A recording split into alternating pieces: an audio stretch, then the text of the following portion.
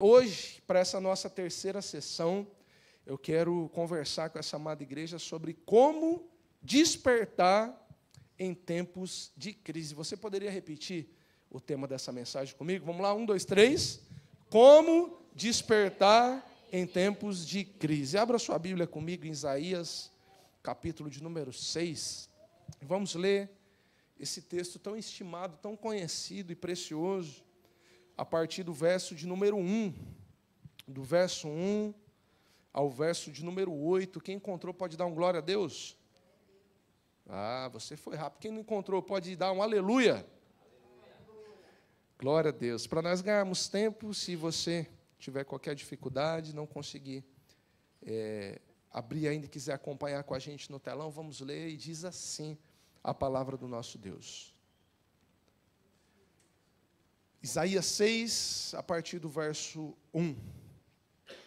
No ano da morte do rei Uzias, eu vi o Senhor, assentado sobre um alto e sublime trono. E as abas de suas vestes enchiam o templo. Serafins estavam por cima dele. Cada um tinha 6 asas. Com 2 cobria o rosto, com 2 cobria os pés e com 2 voava. E clamavam uns para os outros, dizendo: Santo, Santo, Santo é o Senhor dos exércitos. Toda a terra está cheia da sua glória.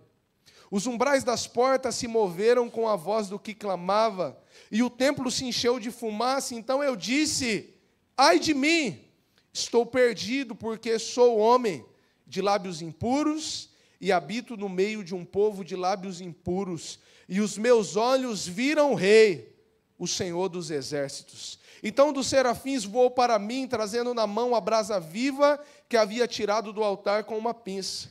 E com a brasa tocou a minha boca e disse: eis que esta brasa tocou os seus lábios, e a sua iniquidade foi tirada, e o seu pecado foi perdoado. Depois disso ouvi a voz do Senhor, que dizia: a quem enviarei? E quem há de ir por nós? Eu respondi: eis-me aqui, envia-me a mim. Mantém sua Bíblia aberta, mas feche os seus olhos comigo, vamos orar mais uma vez. Pai Santo, essa é a sua igreja, o seu povo, os seus filhinhos, Deus, a igreja que é do Senhor, e essa é a sua palavra. Nós pedimos que ela possa vir de encontro ao nosso coração, ó Pai, depois de já adorarmos ao Senhor com alegria, com louvores, com oração, ó Pai, depois de adorarmos ao Senhor por meio das ofertas e dos dízimos, ó Pai, depois de contemplarmos um pouquinho daquilo que o Senhor tem feito na nossa vida e através dela, Pai, nesses dias aqui nessa cidade, nesse país, nós chegamos à Tua presença pedindo: fala aos nossos corações. Nós necessitamos Te ouvir, nós necessitamos em algum aspecto, em algum nível, estarmos despertados para fazer parte da sua missão. Então, Pai, no nome de Jesus, que todas as vozes interiores e exteriores se calem, que fale o seu Espírito, a sua palavra, a sua doce voz a cada coração, Pai, individual e também coletivamente, como igreja do Senhor. É o que nós oramos, e oramos agradecidos nessa manhã, em nome de Jesus. Amém, amém e glória a Deus. Quem nunca passou por uma crise na sua vida? Quem já passou por alguma crise aqui pode dar um glória a Deus? Glória a Deus. Todos nós passamos por tempos, por momentos de crise muito semelhante à quarta-feira. Todos passamos ou estamos passando por alguma tempestade em alguma área da nossa vida, e o nosso mundo, seja na Europa, nas Américas, na África, na Ásia, ele não está diferente disso. E com o profeta Isaías, através da vida dele, através da narrativa bíblica do profeta Isaías, nós conseguimos identificar e perceber que isso não é uma exclusividade dos nossos tempos no ano de 2025. As coisas já estavam feias, as coisas já estavam difíceis, a crise já estava instaurada desde os tempos dele. Quando observamos a narrativa histórica da humanidade, nós vemos que, de fato, aquilo que Salomão disse, que não há muita coisa, ou talvez nada novo debaixo do sol, é muito verdade. As coisas voltam a acontecer novamente. E, por muitas vezes, olhamos os nossos dias e pensamos assim, né? Já se foi a glória da igreja, já se foi. Hoje em dia, será que devemos nos conformar, nos assentarmos e simplesmente chorarmos, ou ainda é possível despertarmos em tempos de crise? Será que é possível? Eu gostaria, então, aqui de, inicialmente, observar um pouquinho o cenário de crise em Judá, fazendo um pequeno paralelo com o Brasil, que a maioria aqui são brasileiros. Quem é brasileiro aí? Dá um glória a Deus também agora. Tem muito brasileiro, né? Por isso estamos aqui um culto de fala portuguesa, mas glória a Deus, temos portugueses aqui, temos angolanos aqui, temos alguns outros irmãos reunidos para a glória de Deus, porque, no final das contas, a crise sempre foi global. Mas, ainda assim, o Senhor, no meio das crises, sempre continuou chamando o seu povo a despertar. E no tempo de Isaías, havia algumas coisas que buscavam adormecê-lo, havia algumas coisas que buscavam desencorajá-lo, para que ele pudesse viver e andar adormecido. Então, a primeira coisa aqui é que, no ano da morte do rei Uzias, Uzias significa minha força, assim como todo nome tem um significado. Seu nome é encorajador, pastor. José, um dos significados mais bonitos, né? Porque você tem um nome muito bonito. É encorajador. Quem sabe o significado do seu nome aqui? Todos os nossos nomes têm um significado, seja em qualquer língua, em qualquer idioma. Mas na cultura hebraica, na cultura antiga, nenhum nome era dado por acaso.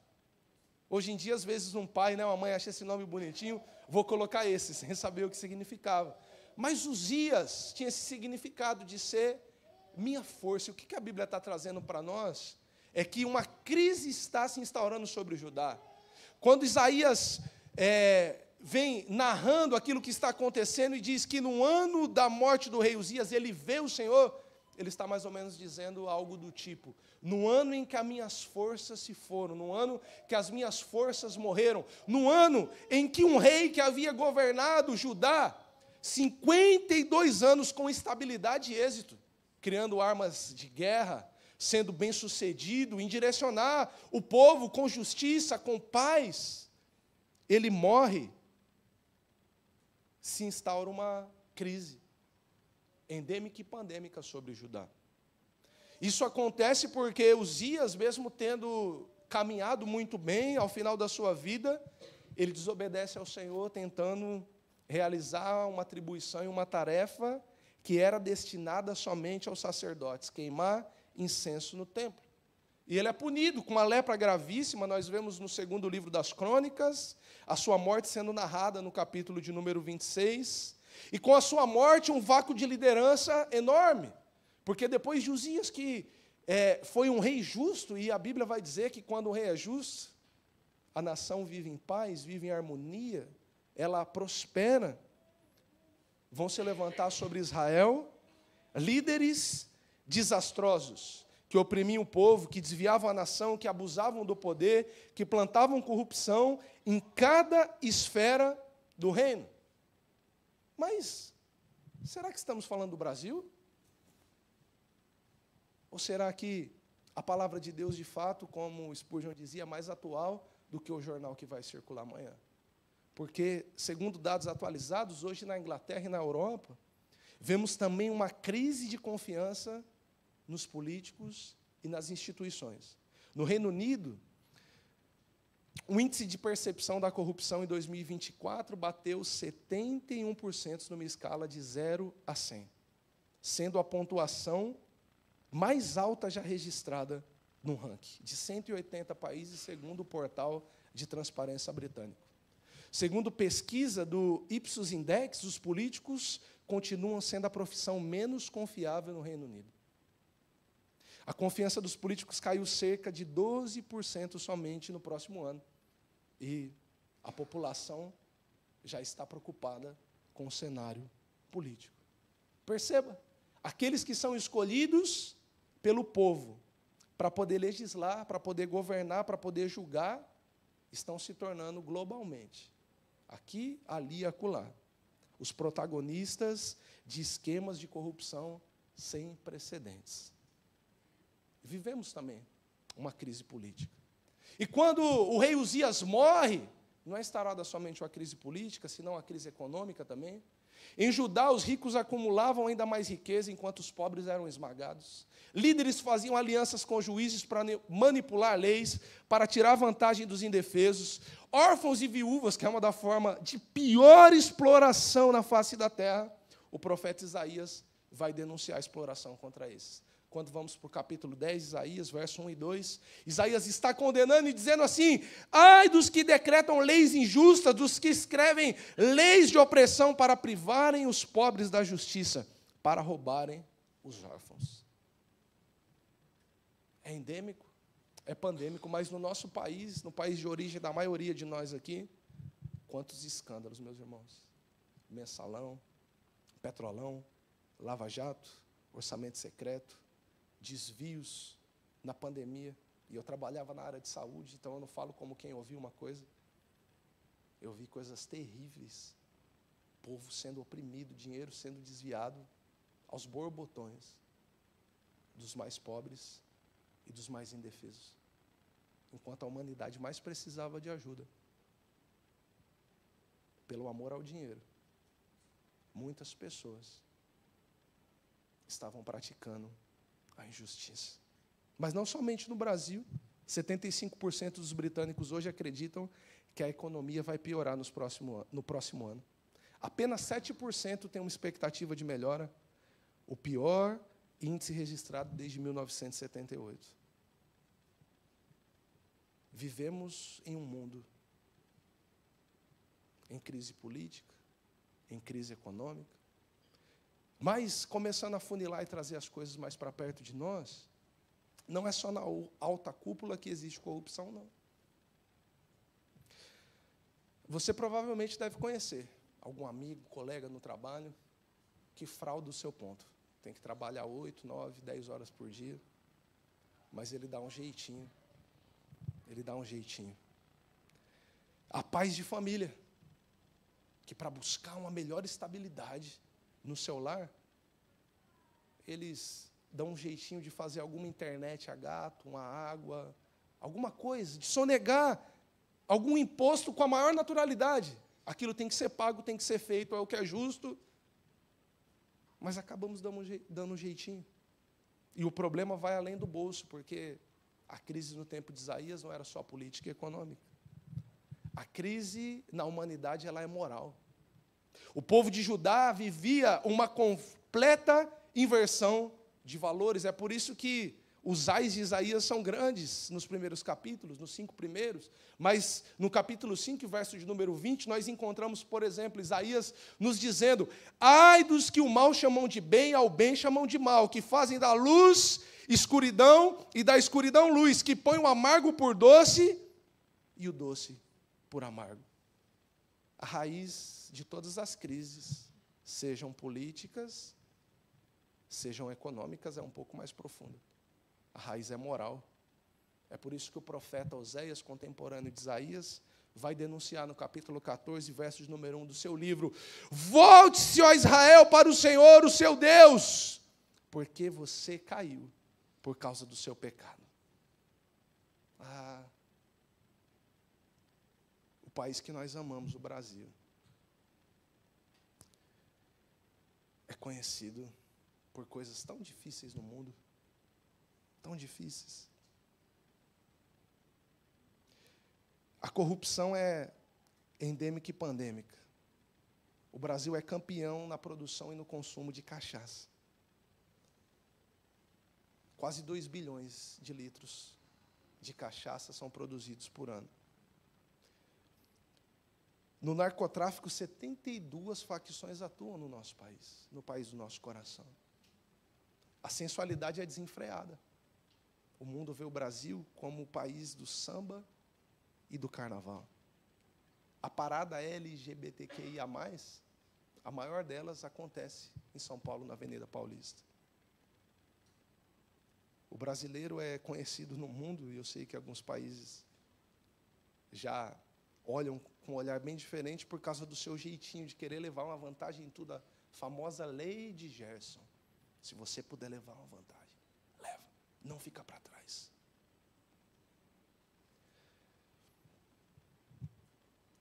Há dados mais alarmantes que vão começando a apontar para o cenário mundial um pouco mais preocupantes do que uma crise política, econômica e moral ainda. Na América do Sul, nós somos cerca de 400 mil nazarenos. Isso significa cristãos se reunindo por meio dessa denominação, dessa igreja, uma parte da família e do corpo de Deus. Não é uma benção? Você podia dar um glória a Deus por esse número? 400 mil. Mas perceba, só no Brasil, 400 mil crianças. Isso significa, eu quero dizer, meninas, mulheres com menos de 18 anos, passam por um aborto anualmente. 400 mil mães adolescentes por ano.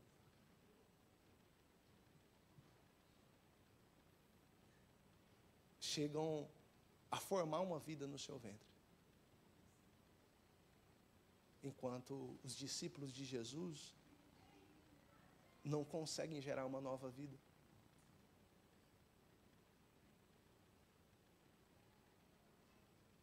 Por que os discípulos de Jesus não se multiplicam? E por que a injustiça se multiplica? Facções dominam o território. No Brasil chegou a um ponto que pessoas estão sendo mortas por tirar uma foto. Você não sabe mais a posição da mão que você pode fazer. Esses dias eu fui tirar uma foto no meio dos irmãos. Não, pastor, não faz essa posição. Não, como assim? Não faz. Não faz. Não faz. Mas há uma crise ainda pior, irmãos. Não é só a moral. A maior crise de Israel, a maior crise da humanidade é a distância de Deus. Isaías vai dizer no começo desse livro, antes que a nossa justiça humana não é o despertamento que Deus quer de nós. E ele vai dizer, antes de despertar, o boi conhece o seu dono. Isaías 1:3, e o jumento, o lugar onde o Senhor o alimenta. Mas Israel não tem o conhecimento, o meu povo não me entende. Depois de despertar, Isaías vai dizer, no capítulo 29, o verso 13, o povo se aproxima de mim com a boca e me honra com os lábios, mas o seu coração está longe de mim. Brasil, Inglaterra, Estados Unidos, muitos países, ainda nos dias de hoje, apesar de se denominarem, se auto-intitularem cristãos, estão cada vez mais frios.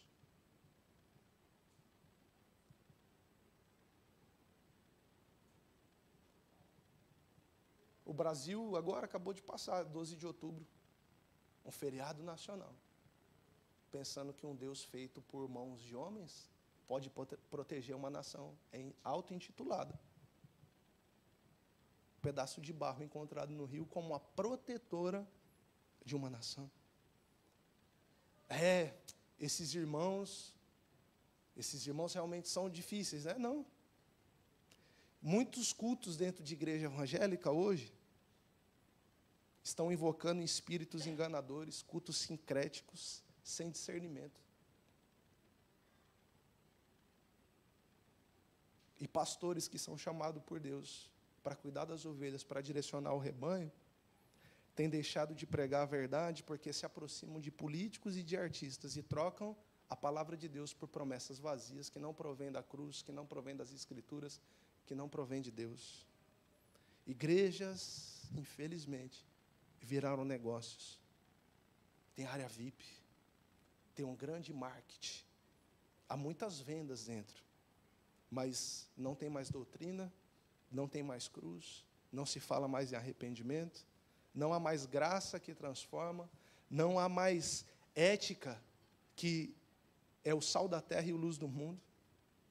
Algumas até são ortodoxas. Tem uma teologia muito boa, um manual, mas são frias na piedade. ainda aquelas que são cheias do fogo. Mas o fogo é estranho, porque se pular no domingo, mas não transformar na segunda, a graça que não santifica não é o despertamento que Deus tem sobre a igreja. Se falar em línguas no domingo, mas na segunda amaldiçoar o irmão, não demonstrar amor pela família. E Isaías já passava por essa mesma crise. E ele precisava despertar. E ele não despertou quando ele se fez forte, não. O poder de Deus se aperfeiçoa na nossa fraqueza. No ano que o rei Uzias morre, é o ano que os seus olhos são abertos. Ele pensava que estava tudo bem, denunciando uma justiça própria muito alta. Mas no ano da morte do rei Uzias, ele vê o Senhor assentado sobre um alto e sublime trono. E a primeira coisa que o Senhor quer sobre a sua igreja para despertar em tempos de crise, é que nos tempos de crise o nosso olhar precisa ser elevado. Isaías está cercado por um colapso político, moral, econômico, espiritual, mas é justamente nessa hora que ele tem uma visão gloriosa de Deus. No ano da morte do rei Uzias, ele vê o Senhor. Se você está com a sua Bíblia, você vai ver que o S é maiúsculo, mas todo o restante é minúsculo. Ele vê o Adonai, um Deus pessoal, o Deus dos seus pais, um Deus que ele havia ouvido durante o reinado de um rei justo e piedoso. Mas Isaías precisava despertar, porque quando ele tem essa visão, agora você vai ver na sua Bíblia que os santos, os serafins, estão cantando uns aos outros e dizendo assim: Santo, Santo, Santo é o Senhor dos exércitos, e toda a terra está cheia da sua glória. E o Senhor que Isaías vai ver, que Isaías precisava despertar, é o Iavé, que agora o S, o E, o N, o H, o O e o R são todos maiúsculos, para simbolizar para Isaías que Deus não é quem Isaías pensava que ele era. Nós vemos muitas vezes na igreja, domingo após domingo, semana após semana, conferência após conferência, ano após ano, e nós continuamos pensando que Deus é aquilo. E Deus é muito maior, Deus é muito mais poderoso. Deus é o mesmo ontem, hoje, sempre. Deus é santo, santo, santo. Não é um atributo, é o atributo de Deus que deve nos despertar para uma vida na sua presença.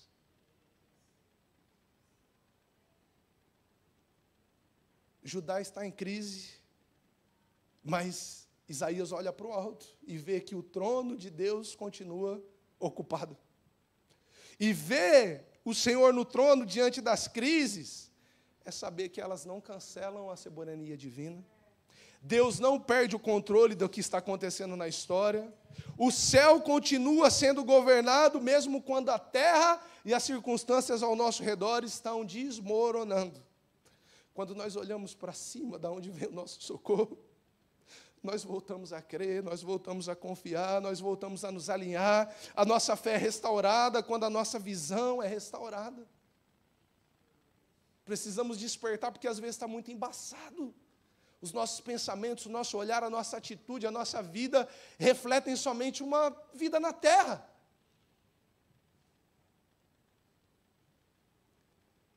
A fé de Isaías vai ser restaurada porque ele vê o Senhor.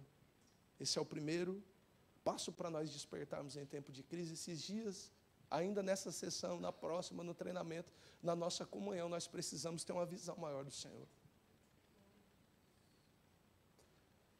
Nós precisamos nos encontrar com o Senhor nesses dias e saber que as crises não definem o nosso destino. Deus está acima delas. Elevamos como salmista os nossos olhos para o monte de onde vem o nosso socorro. Como autor de Hebreus, colocamos os olhos fixos em Jesus, no autor e no consumador da nossa fé. Toda vez que a gente tenta resolver qualquer crise, qualquer questão, como igreja, como povo do Senhor, a partir da terra, nós entramos em uma alta justiça. Ai desse, ai daquele outro. Olha, olha, olha. Quando nós olhamos para a cruz, para o alto, para Jesus, começa o nosso despertamento em tempos de crise. Agora, a partir dessa visão, Isaías, no verso de número 5, não vai dizer mais ai desses, ai daqueles, ai do outro. Isaías, a partir dessa visão, agora, ele pode dizer, ai de mim, eu estou perdido porque eu sou um homem de lábios impuros. Os meus olhos viram rei, o Senhor dos exércitos. Meus irmãos amados, hoje no mundo se fala muito em autoconhecimento. Isso é muito válido, é muito importante. Nós precisamos nos conhecermos. Mas, infelizmente, também dentro da igreja se fala muito em autoconhecimento. E também é importante se falar dentro da igreja. Mas, para despertarmos, a gente não pode nem por um segundo inverter a ordem das coisas. Nós precisamos seguir a seguinte ordem. Primeiro, o conhecimento de Deus. Depois, o conhecimento de si.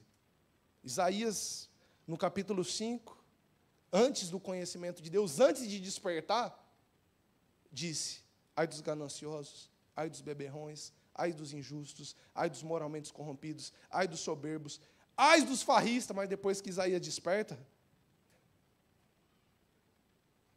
ai de mim, Senhor. A revelação de Deus quebra a nossa ilusão de uma santidade própria. A revelação de Deus gera um arrependimento verdadeiro. Como um príncipe da nossa nação, pastor Rousseau Shedd, dizia, o maior pecado da igreja moderna é a dureza do seu coração. Nos falta lágrimas pelo pecado, nos falta uma correta visão de nós, porque por muitas vezes estamos adormecidos, não contemplamos a Deus. E com Isaías nós vamos enxergar a realidade de que a santidade dói, a santidade é dolorosa, a santidade nos toca. O altar ardeu nos lábios de Isaías.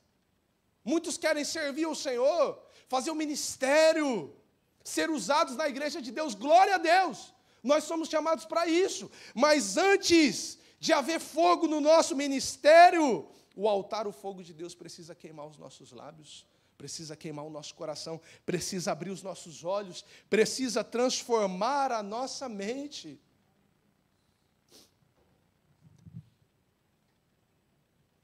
O mundo está tão difícil, a gente tem que tirar essa visão. O mundo sempre foi difícil, a solução sempre esteve em Deus. A Europa é muito fria, o nosso coração também, os nossos olhos também, os nossos lábios também. A palavra do Senhor afirma, e a terra continuará sendo cheia da glória de Deus quando os nossos lábios forem tocados pelas brasas vivas do Senhor. A crise no mundo é sempre uma oportunidade de nós sermos tratados por Deus. A crise no mundo é sempre uma oportunidade de Deus alinhar o nosso coração para se tornar uma resposta. Mas antes de ouvir o Senhor, antes de receber o completo chamado para despertar, nós precisamos ser quebrantados e restaurados. Antes do eis-me aqui, de Isaías, vem o ai de mim.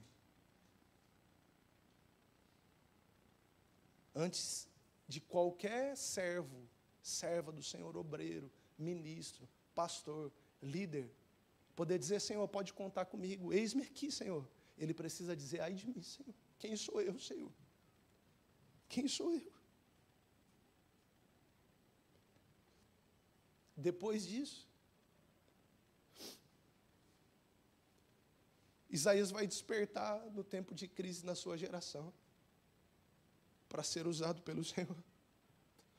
Porque a realidade nós bem conhecemos, mas o nosso olhar por tantas vezes está errado. Se a gente olhar para o mundo, C.S. Lewis disse, a gente vai encontrar a jornada da nossa vida somente ruína, decadência, desespero e solidão. Mas se nós olharmos para a cruz, se nós olharmos para Jesus, nós encontramos Ele. E nele está tudo aquilo que nós necessitamos para a vida e para a piedade. Agora Isaías vai reconhecer na ordem certa. Conhecimento de Deus, autoconhecimento, como atributo sacar, conhecimento do que está acontecendo no mundo. Isaías vai dizer, não somente eu sou um homem de lábios impuros, mas eu também habito no meio de um povo de lábios impuros. Depois de ser tocado, depois de ser santificado, depois disso, depois de alinhar a sua vida, Isaías vai ouvir uma voz da Trindade Santa dizendo, quem eu enviarei?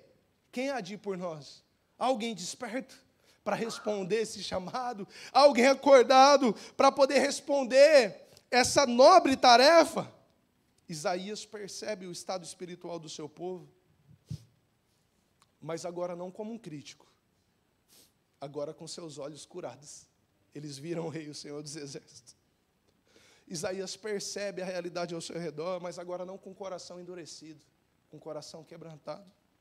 Isaías percebe a realidade ao seu redor, mas não com os lábios agora pessimistas, não, porque o seu coração foi quebrantado, e se Deus quebrantou o meu coração, Ele pode continuar salvando, curando, batizando, convertendo. A visão correta de Deus gera um arrependimento verdadeiro nos impulsiona a missão de Deus. Isaías olha para o alto e tem uma visão celestial. Isaías olha para dentro e tem um coração contrito e quebrantado. Agora, Isaías olha para fora e se coloca à disposição de Deus. Eis-me aqui, Senhor! Eis-me aqui, Senhor! Eis-me aqui, Senhor! Deus ainda procura nos nossos dias, igreja, as vozes proféticas em tempo de crise. Não de acusadores, não de pessimistas, mas de uma igreja redimida e transformada, disposta a levar a palavra que queima no coração, que queima nos lábios. O Senhor ainda desperta nesses dias. É possível ouvir a voz do Senhor ainda hoje e despertar, mesmo vivendo em tempo de crise profunda, onde os governantes perderam a confiança do povo, onde os impostos e a corrupção são endêmicos e pandêmicos, onde a crise moral é completamente invertida. E vocês sabem muito bem, vocês andam nos trens e nas ruas daqui diariamente. Ainda é possível despertar espiritualmente, mesmo onde muitos adoram ídolos e abandonaram a palavra de Deus, mas Deus permanece sentado no seu trono. E Ele nos chama ainda hoje para sermos uma resposta a esse mundo. Há uma voz do Senhor que continua ecoando na nossa geração. Quem enviarei? E quem há de ir por nós? Quem enviarei? Quem há de ir por nós? Quando as crises se levantam, igreja, é hora de olharmos para dentro. Mas antes disso, é hora de olharmos para o alto. E depois de olharmos para o alto, olharmos para dentro, sermos transformados. Antes do eis-me aqui, precisa haver um ai de mim, Senhor. E assim nos levantarmos como resposta ao mundo lá fora. As crises não cancelam o chamado da igreja. As crises revelam a vocação da igreja. Os campos já estão brancos para a colheita. Que se levante a igreja do Senhor. E você, que em alguma área, algum aspecto deseja despertar essa manhã, se coloque em pé e responda essa mensagem ao Senhor com a sua vida. Sempre nessa ordem, para cima, olhando para cima, sempre nessa ordem, olhando para dentro, sempre nessa ordem, olhando para fora. Será que o Senhor pode ainda buscar nessa geração homens como Isaías, que depois, agora de ter os seus lábios restaurados, se torna o maior profeta messiânico da sua geração? Ele não fala mais do que ele está vendo, do que ele pensa, do que ele sente, do que ele acha. Agora ele vai dizer no capítulo 9, porque um menino nos nasceu, um filho nos foi dado, o governo não está sobre o rei da Inglaterra, mas o governo está sobre os seus ombros, e ele será chamado maravilhoso conselheiro, Deus forte, Pai da eternidade e príncipe da paz. Um homem de dores que sabe o que é padecer. Os nossos lábios, o nosso coração, a nossa boca, a nossa mente pode começar a se encher da palavra de Deus, porque os nossos olhos nessa manhã, porque os nossos ouvidos nessa manhã estão contemplando o Rei, o Senhor dos Exércitos. E essa casa, essa igreja está cheia da glória do Senhor. Está cheia. Ore agora no seu lugar. Se essa manhã você sente o seu coração despertando no tempo de crise, sejam crises talvez menores, não globais, não mundiais,